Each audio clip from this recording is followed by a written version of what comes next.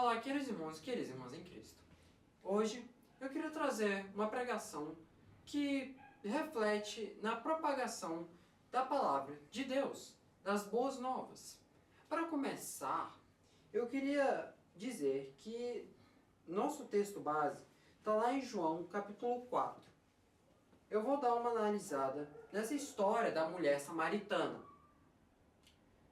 Para isso, antes eu quero que vocês pensem no seguinte cenário. Você está no meio de um poço.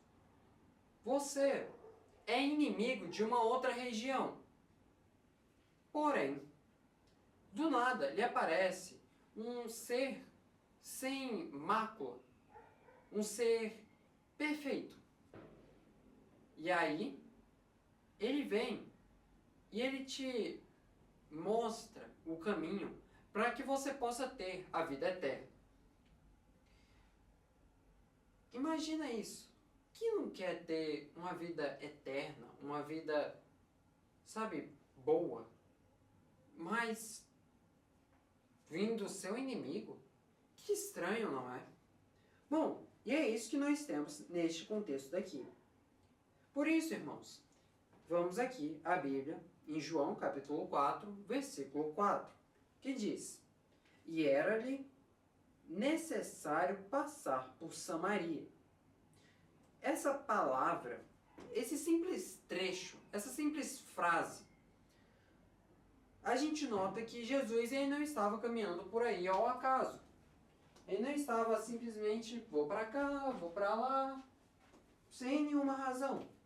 Não, ele tinha um propósito. Esse passo que ele dava por aqui era um passo que era destinado por Deus. Ele não estava caminhando ao acaso sem saber o que ele estava fazendo. Não, ele estava sendo guiado. E o que nós vemos aqui é algo extraordinário. Porque Jesus, o Filho de Deus, ele vai ao encontro dessa mulher samaritana. E, para quem não sabe, esse local dos samaritanos, os judeus costumavam evitar, porque eles tinham uma rixa. Vamos dizer que conflitos não resolvidos. E nessa época, vale ressaltar que os fariseus, eles estavam criando uma rivalidade entre Jesus e João Batista. Por isso, o Senhor Jesus Cristo decidiu sair da Judéia e seguir o seu caminho para a Galileia, para evitar essa rivalidade, porque não é isso que ele quer. Não tem nada a ver você misturar um com o outro. Jesus é Jesus e João Batista é João Batista. Cada um é diferente.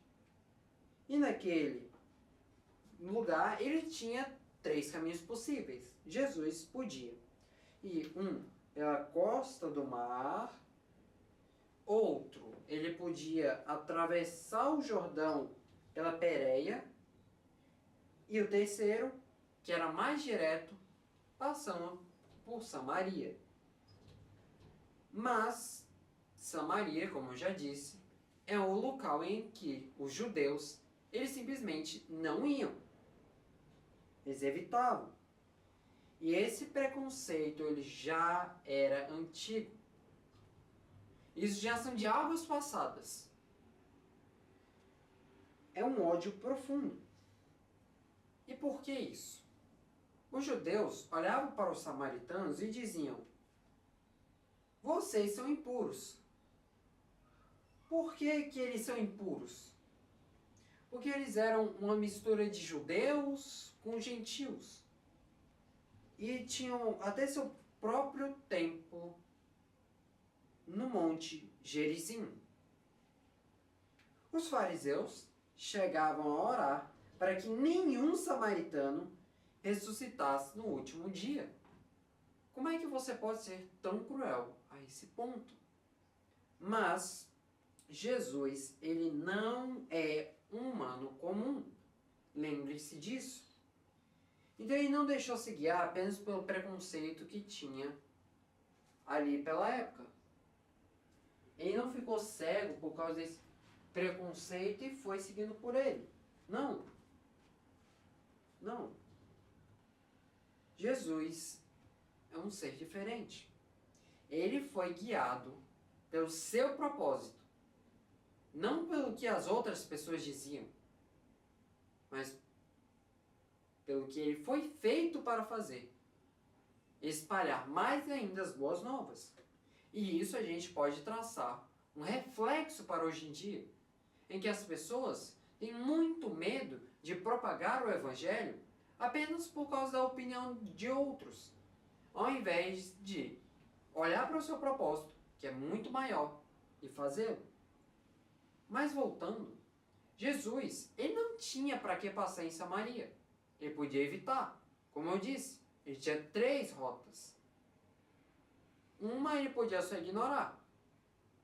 Ele ainda tinha 2 rotas.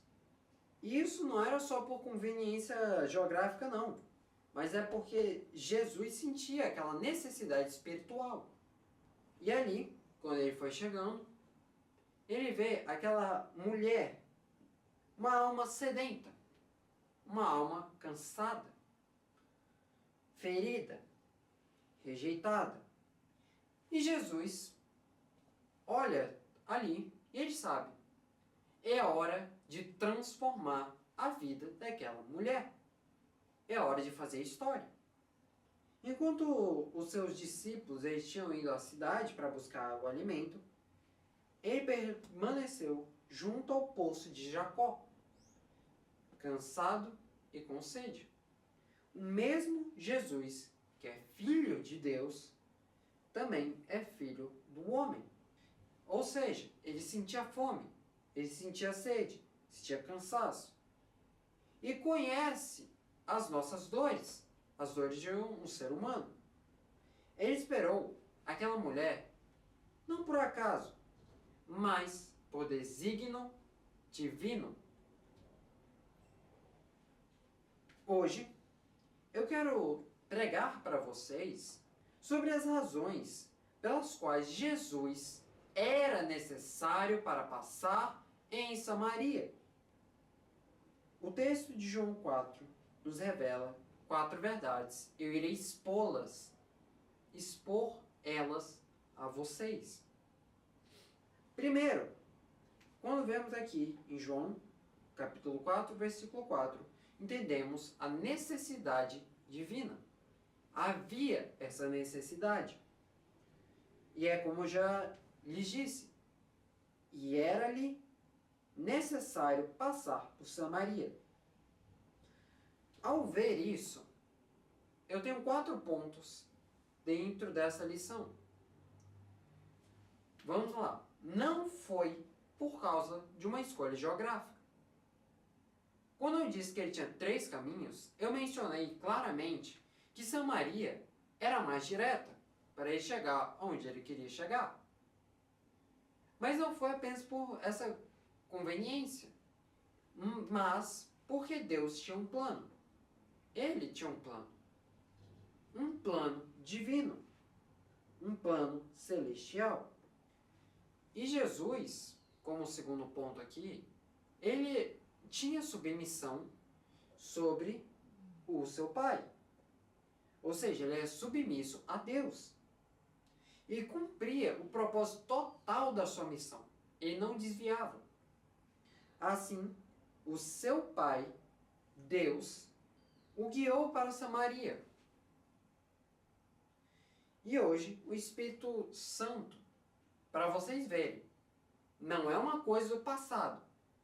Hoje em dia, o Espírito Santo nos guia para conhecer pessoas específicas, para converter aquelas pessoas, espalhar as boas novas.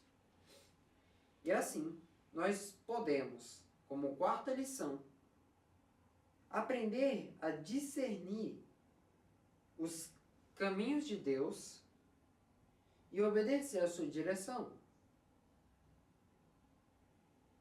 É isso. É os 4 pontos dentro dessa primeira lição. Segunda lição. João, seguindo o mesmo capítulo, versículo 7. Havia uma mulher com sede. Diz a Bíblia. Veio uma mulher de Samaria tirar água. Disse-lhe Jesus: dá-me de beber. O que eu posso usufruir deste texto? Vamos lá. Aquela mulher buscava água física. Todos nós buscamos uma água física, é claro. Ninguém quer ter pedra nos rins, isso é óbvio. Mas a alma daquela mulher, cansada, fatigada, ferida, buscava uma outra sede, a sede espiritual. Ela precisava beber da fonte espiritual. E aquele seu passado que ela tinha, de fracassos, de relacionamentos quebrados, revelava no coração daquela mulher um coração vazio, um rombo aqui no coração.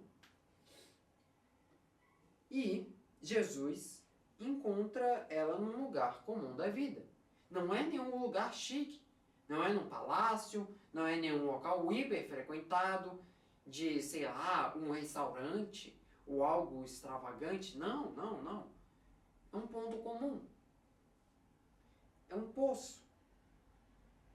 Um poço para oferecer a vida eterna para aquela mulher. E muitos hoje em dia, e eu estou me referindo a vocês cristãos, estão bebendo de outras fontes. Vocês não devem estar focadas em outras fontes. Não precisa saciar a sua sede em outras rotas de cisternas. Só Cristo pode lhe dar a água viva. Isso é um fato. E ponto final. Vamos aqui. Terceira lição. Havia uma barreira a ser quebrada. Vamos lá para Jó, capítulo 4, versículo 9. Vai auxiliar na compreensão desse texto. O que diz a Bíblia aqui? Diz-lhe, pois, a mulher samaritana: como, sendo tu judeu, me pedes de beber a mim, que sou mulher samaritana? Irmãos, Jesus ultrapassa uma barreira cultural. Aqui em João, ele está ultrapassando essa barreira cultural. Judeus não se comunicavam com os samaritanos. O preconceito que eu mencionei, que lá era um grupo mestiço, gentios e judeus. Ele está ultrapassando os preconceitos, a barreira cultural. O que isso significa? Independente de quem você seja, você pode ser qualquer pessoa, ele está procurando a ti. Não importa, ele está buscando a ti. E lembrando, os judeus eles não se comunicavam com esses samaritanos. Nem a pau, nem de jeito nenhum. Nem se a vida deles dependessem disso. Assim, nós compreendemos uma coisa. Jesus ultrapassa a barreira social. Homens não falavam com mulheres em público. Homens não falavam com mulheres em público naquela época. Ele ultrapassa outra barreira, a barreira moral. Ele sabia do pecado dela, sabia dos problemas que ela tinha, mas, contudo, entretanto, todavia, ele não rejeita ela. Ele quebra outra barreira aqui, a barreira moral. 3 barreiras são quebradas: cultural, social e moral. O que isso significa, irmãos? Espero que esteja óbvio. A graça de Cristo, ela quebra preconceitos, ela rompe e ela alcança o seu coração, o coração humano. Simples assim. Simples assim. E minha quarta lição aqui é que havia essa cidade de Samaria e ela precisava ser impactada. Versículo 39 de João, capítulo 4. Vamos lá. E muitos samaritanos daquela cidade creram nele, por causa da palavra da mulher. A palavra que Deus, por meio de Jesus, trocou com aquela mulher, por causa daquele propósito que Jesus tinha, ele falou, transformou aquela mulher, e a mulher, com seu testemunho, revela isso para uma cidade, uma nação completa. E se tornou esse testemunho para todo mundo. O encontro pessoal dela com Cristo levou a espalhar as boas novas. Que boa notícia! Outra coisa, o que começou com apenas uma mulher em um poço, uma coisa simples, evoluiu para uma nação, para uma população, uma comunidade, uma cidade completa, que agora conhecem o seu Senhor e Salvador.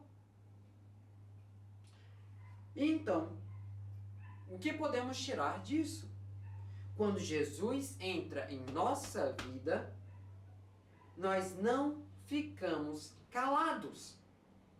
Se você tem uma testemunha, você é a testemunha, você não pode ficar calado. Ai, porque isso aconteceu só comigo, eu vou ficar calado. Não. Vai espalhar essa boa nova. Vai espalhar, propagar o Evangelho. O que Jesus disse a você? Seja sal e luz na terra. O que você está fazendo para não contar esse testemunho, irmão? Por que não? Por favor, irmãos, espalhem as boas novas. Contem o seu testemunho. Não é difícil. A sua boca não vai cair. E você inspira milhares de pessoas. Uma coisa simples para você pode inspirar milhões, milhares, centenas de pessoas. O que eu tenho a dizer de conclusão de João, capítulo 4, e com essa chegada de Jesus a Samaria, vemos que, assim como Jesus, devemos prestar atenção nas direções divinas. O que isso significa? Se Deus está mandando para você ir para a direita, vá à direita.